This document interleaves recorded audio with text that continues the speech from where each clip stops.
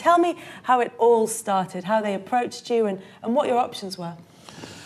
I'd heard that Blackburn were interested in me at Southampton, and in fact agreed a fee with the manager then, Ian Branfoot, and I went up for talks with Kenny into I think it was the Haydock Thistle Hotel. It's always a glamorous location, somewhere posh.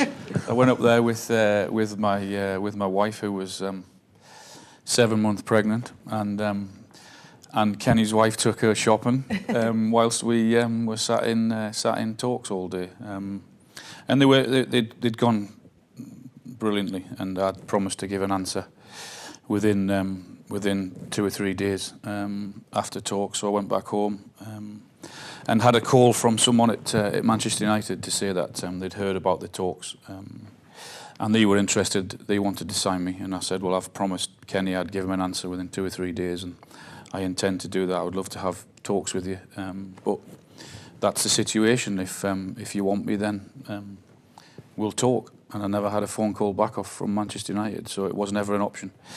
And I went back to Kenny and gave him the answer that it was yes. And it's interesting listening to him there. He told me that the plans were to win the title, not to survive it, not to survive in the Premier League. I'd had a particularly good season. That 93-94, scored a lot of goals, and I had a number of options where I could go. I spoke to Kenny on the phone. I think you were away on holiday, probably for about a month, I think. So It was just a short holiday. I never met Kenny in person, but no, I think I was slightly in awe of Kenny as a player, first and foremost.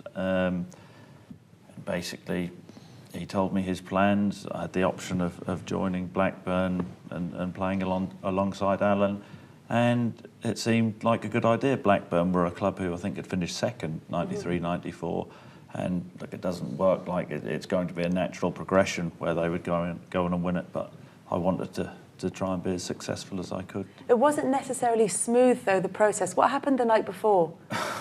It wasn't smooth in many ways. No, the night before I was out, I obviously knew I was going to travel up to Blackburn, and I'd had a few drinks, and I saw a convertible car on the road and tried to impress the people I was out with, and went and dived in head first. Anyway, Did you know this? No. Somebody saw me. I went into a nightclub at that stage, came out, and got in a cab, and the next thing there were 3 police cars. So I was like, I'd committed a murder.